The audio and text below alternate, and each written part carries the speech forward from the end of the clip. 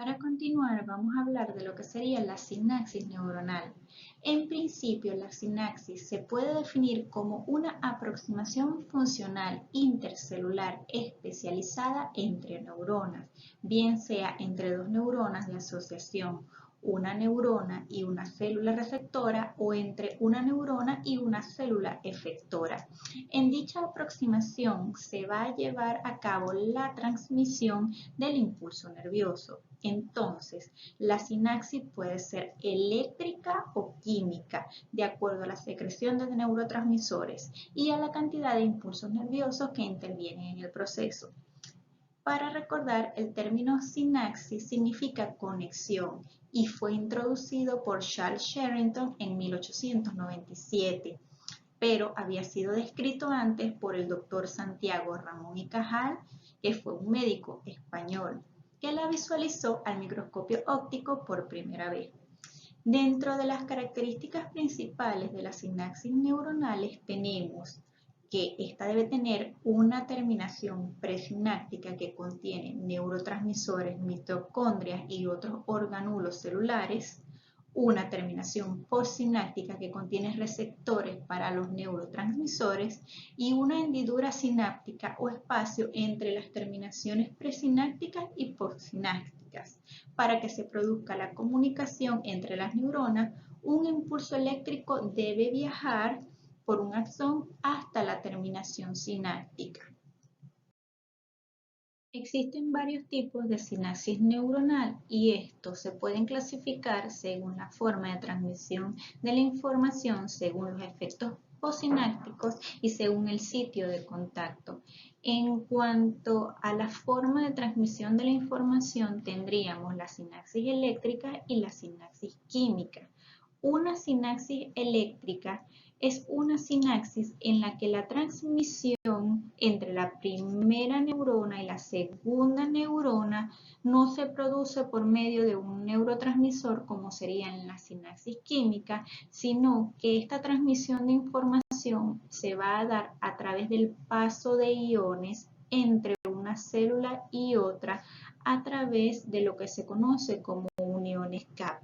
Las uniones CAP son pequeños canales que van a estar formados por el acoplamiento de complejos proteicos basados en una proteína denominada conexina, que estas no son más que células estrechamente adheridas. Estos canales que hay en las uniones CAP tienen baja resistencia, es decir, tienen una alta conductancia. El paso de corriente eléctrica es permitido, ya sean iones de carga positiva o iones de carga negativa, lo cual fluye desde la neurona presináptica a la neurona postsináptica, generando bien una despolarización o una repolarización de la célula. Debemos recordar que el potencial de acción de una neurona en reposo es entre menos 60 y menos 70 milivoltios. Esto implica que el interior de la célula está cargado negativamente con respecto al exterior de la célula. Entonces, en una sinapsis eléctrica, una hiperpolarización va a ocurrir cuando el potencial de membrana se vuelve más negativo en un punto en particular de la membrana neuronal, mientras que la despolarización se va a producir cuando el potencial de membrana se vuelve menos negativo, es decir, más positivo. Tanto la hiperpolarización como la despolarización van a ocurrir cuando los canales iónicos de las proteínas que permiten el paso de iones específicos, recordemos que este se produce a través de las uniones GAP por las conexinas, que son estas proteínas de la membrana, se abren o se cierran, lo que altera la capacidad de ciertos tipos de iones para entrar y para salir. Entonces tenemos que entre las principales características de la sinapsis eléctrica vamos a tener que esta es bidireccional, es decir, ella puede transmitir señal desde la neurona presináptica a la postsináptica y también en sentido contrario, como no requiere el uso de un neurotransmisor, por lo general estas son más rápidas que las sinapsis químicas, lo cual genera que las respuestas sean prácticamente instantáneas. Estas sinapsis eléctricas son muy frecuentes en invertebrados, en el músculo cardíaco, en el músculo liso y en nosotros es muy frecuente en lo que es el área de la retina.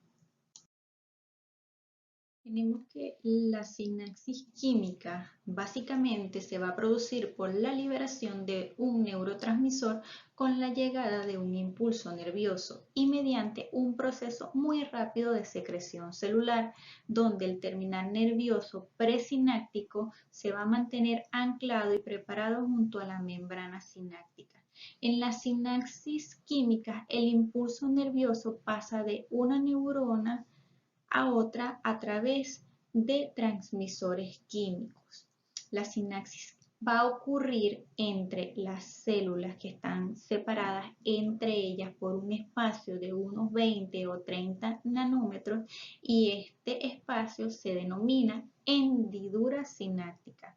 Así pues, las sinapsis químicas, esta información se va a transmitir de forma asimétrica y unidireccional, es decir, la neurona postsináptica no le puede transmitir información a la neurona presináptica, por lo cual se hace que el retardo sináptico sea mayor, por lo cual es un proceso más lento que el que ocurre con la sinapsis eléctrica.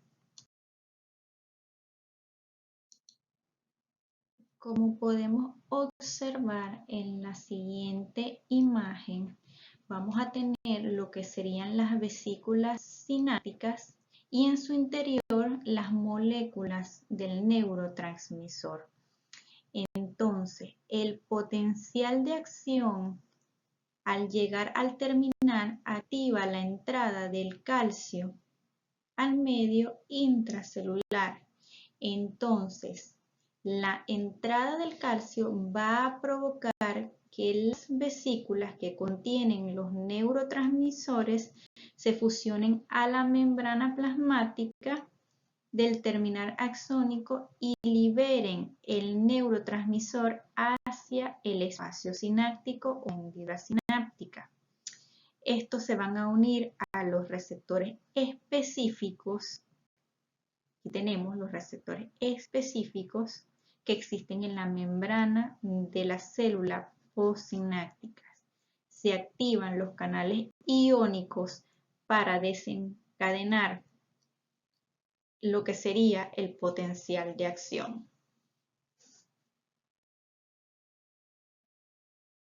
Continuando con los tipos de sinapsis neuronal, ya hablamos de lo que sería la sinapsis eléctrica y la sinapsis química, pero dentro de la sinapsis química vamos a tener esta clasificación que sería según el efecto postsináptico. Entonces, dependiendo del tipo del canal iónico activado, las sinapsis químicas también pueden ser clasificadas en sinapsis excitatorias o en sinapsis inhibitorias. Esto es con respecto a las sinapsis químicas. Entonces tenemos que la unión del neurotransmisor al receptor va a producir una despolarización de la membrana postsináptica llamada potencial excitatorio postsináptico. Es un potencial electrotónico o graduado. Es decir, su amplitud va a depender del número de canales abiertos y se propaga con decremento. Entonces, si el neurotransmisor al unirse al receptor provoca la apertura de los canales de sodio, se va a generar un potencial postsináptico excitador. Entonces, se va a generar un potencial de acción en la membrana postsináptica. En cuanto a la sinapsis inhibitoria, la unión del neurotransmisor al receptor va a producir una hiperpolarización de la membrana postsináptica llamada potencial inhibitorio postsináptico, que igualmente un potencial de acción graduado. En este caso, los neurotransmisores inhibitorios abren canales de cloro o potasio. Si abren canales de potasio, sale potasio al medio extracelular. Si abren canales de cloro, entra cloro al interior de la neurona. En ambos casos se estaría generando una hiperpolarización. Esta hiperpolarización genera un potencial postsináptico inhibitorio, provocando la detención del impulso nervioso. Para que se lleve a cabo lo que sería la sinapsis química, es necesario la existencia del neurotransmisor. Este neurotransmisor no va a ser más que una biomolécula que permite la neurotransmisión, es decir, la transmisión de información desde una neurona, puede ser una neurona del sistema nervioso, hacia otra neurona, una célula muscular o una glándula, mediante la sinapsis, que la separa. El neurotransmisor se libera desde las vesículas sinápticas en las extremidades de la neurona presináptica hacia la sinapsis, atraviesa el espacio sináptico y actúa sobre los receptores celulares específicos de cuya célula es objetivo. Entre los neurotransmisores más importantes tenemos los siguientes. La acetilcolina. Este es un neurotransmisor utilizado por el sistema nervioso central periférico y en sinapsis excitatoria e inhibitorias. A nivel periférico, en la unión muscular siempre va a ser excitador y las neuronas que utilizan este neurotransmisor se denominan neuronas colinérgicas. En cuanto a su efecto excitador en células musculares, va a intervenir en lo que es la contracción del músculo. También tenemos lo que sería el glutamato, que es el principal mediador de la información sensorial, motora, cognitiva, emocional, e interviene en la formación de la memoria y en la recuperación de la memoria, estando presente entre un 80 y un 90% de las sinapsis que ocurren en nuestro cerebro. Por si fuera poco, también interviene en la neuroplasticidad, en los procesos de aprendizaje, y este neurotransmisor es precursor del GABA, que es el principal neurotransmisor inhibidor del sistema nervioso central. Entonces, el rol del GABA sería inhibir o reducir la actividad neuronal y juega un papel importante en el comportamiento, la cognición y la respuesta del cuerpo frente al estrés. Las investigaciones sugieren que el GABA ayuda a controlar el miedo y lo que sería la ansiedad cuando las neuronas se sobreexcitan. La dopamina es otro de los neurotransmisores más conocidos que está implicado en lo que serían las conductas adictivas y es el causante de las sensaciones placenteras. Sin embargo, entre sus funciones también encontramos la coordinación de ciertos movimientos musculares, la regulación de la memoria, los procesos cognitivos asociados al aprendizaje y a la toma de decisiones. Este es el neurotransmisor que cuando falta causa lo que conocemos como enfermedad de Parkinson.